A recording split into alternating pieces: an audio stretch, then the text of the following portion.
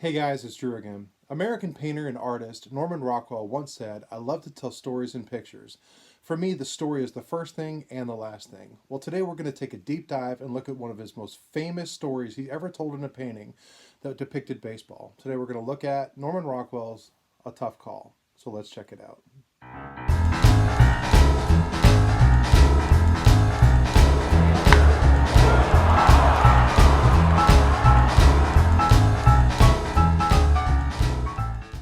Now I have to imagine that everybody watching this video knows exactly who Norman Rockwell is, and maybe not his name, but I guarantee you're familiar with his work. He was an American painter and painted numerous different things, a lot of them just depicting nostalgia in American life, especially in the post-war era after World War II. And a lot of it had to do with family, it had to do with society, it had to do with different things.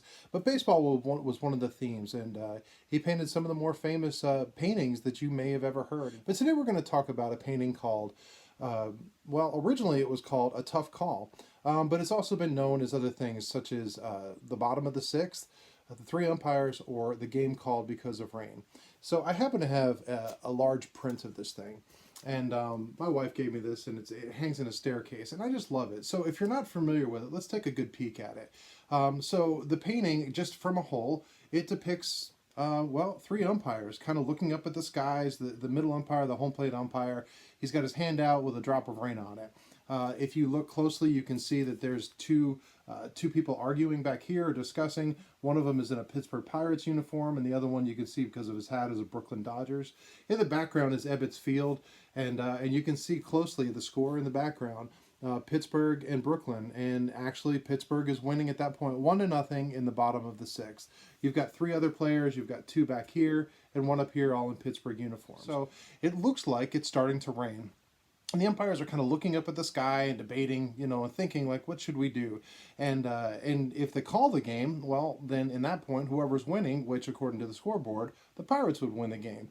But with that many innings left and only one run, maybe the Dodgers have a chance to come back. So Norman Rockwell originally titled this A Tough Call, which it would be because depends on what they decide to do based on what's going on. But more interestingly, you've got these two coaches over here, and you've got the Pirates coach, and we'll talk about him in a second, but you've got him kind of like huddling up like, oh, it's cold and it's about to pour rain. We got to get out of here before it's too late. But you've got the Brooklyn, and he's got this big smile on his face, and he's pointing up at the sky, kind of like, can't you see the blue sky up here? And so they're kind of debating it over here of what they feel. Of course, if Pittsburgh gets the game called, they win. And if the game continues on, then Brooklyn has a chance to come back. But there's some other really interesting things about this. Norman Rockwell painted this it was released on, Saturday Evening Post, April 23rd, 1949. He took studies, went to actually Ebbets Field and had a photographer photograph the umpires, the coaches, and some random players, as well as the outfield walls and stuff. So we'll talk about the people. First, the umpires. So the umpires are based on Lou Jorda, John Beans Reardon, and Larry Getz. And Reardon is the central focus. He's the home plate umpire. And it's kind of interesting because as you look at this, some thing I found out, you can see he's got this huge inflatable chest protector that an umpire would have used back then. Well, actually, back in the late 40s, that was an American League piece of equipment. National League umpires would not have an outside chest protector. They would actually wear something underneath their jacket. But Reardon was the only National League umpire who preferred it, so he wore it. So it's interesting that he chose Reardon to be the central focus because he's the one with that chest protector. Without that chest protector, it would have been a much more boring kind of thing, but that just adds such visual interest to it. So let's talk about the two different coaches or managers over here. You've got the manager for the Pittsburgh Pirates, who's based on Billy Mayer, and Billy was the manager at the time for the Pirates, so that makes sense. But the manager at the time for the Dodgers would have been Bert Schotten, and that is not Bert Schotten. That's actually Clyde Sukeforth, and he was just a coach. So why would a coach be arguing or discussing a play on the field with a manager? But Bert Schotten, he did not actually go out on the field to argue with umpires, or it does make complete sense from the time that that's not Bert Schotten, but that it's actually a coach and not the manager out there discussing it with the manager for the Pirates. Another kind of interesting thing is these fielders back here. So, in looking at it and studying it, you've got three Pittsburgh players. They're just kind of standing around looking. And it was determined that just because of the placement of where it is, based on the back of the outfield wall and everything else, that this would have been the right and center fielder way out there discussing what's going on, and this would have been the second baseman. Well, for you Pittsburgh fans, here's what's interesting: is the second baseman for the time in 1948 would have been Danny Murtaugh. Danny Murtaugh, of course, went on to manage the Pirates to their two World Series championships in 1960 as well as 1971. So, kind of interesting that they've got a little depiction back there. Of course, Rockwell wouldn't have known this back at the time, what he would end up going. He was just a second baseman for the Pirates, but it is kind of interesting that he is depicted in here. And then another interesting thing is very close in here. You can see in the batting order, you've got batting second is second base number 42. So Jackie Robinson is also depicted. So this originally was posted in the Saturday Evening Post in 1949. You can see a copy of it here. One of the things is interesting is, Ebbets Field has this interesting outfield wall, and there's so much advertisement that was put up there, and you could see the advertisements that in the original wall in this picture that I'm showing, and then there's things like the Schaefer sign, the beer sign up there, or Abe Stark suits down at the bottom. Or gem razors, and these are all sort of classic images. But when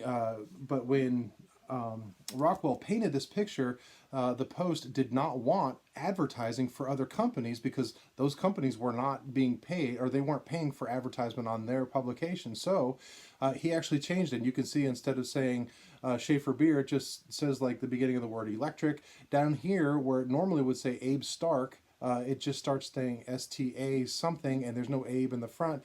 And of course, the prominent one over here, where it said Gem Razors, it now says SDM or something, and it's just some vague thing. So it's interesting that in the painting, it's supposed to depict what the actual outfield wall was, but he had to change it because of the advertising. They didn't want advertising on their front cover that they weren't being paid for. So that's kind of interesting thing too.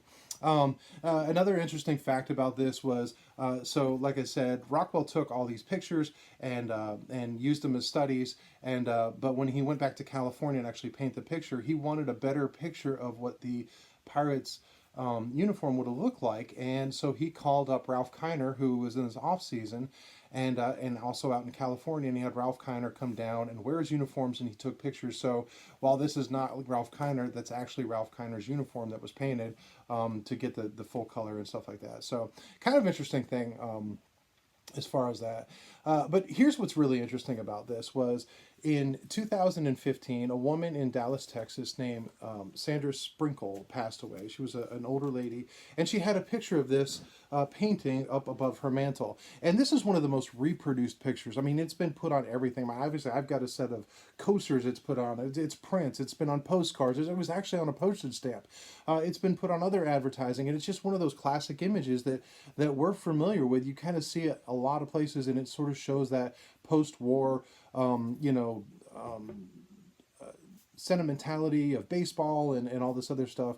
But anyway, so Sandra Sprinkle had this picture, a print that was put up on her mantle, but it was actually signed by Norman Rockwell. Well, she passed away, and her husband inherited this, and he was downsizing his place, and they decided to look in selling some of these things off. Well, it turns out that Sandra Sprinkle was the granddaughter of Beans Reardon, Beans Reardon being the central focus of the home plate umpire, and she had inherited through a few generations different things. So her husband decided to try to sell off some different things, and ended up selling off some of Beans Reardon memorabilia that he had, so different documents that he had, or his lifetime National League pass that he had.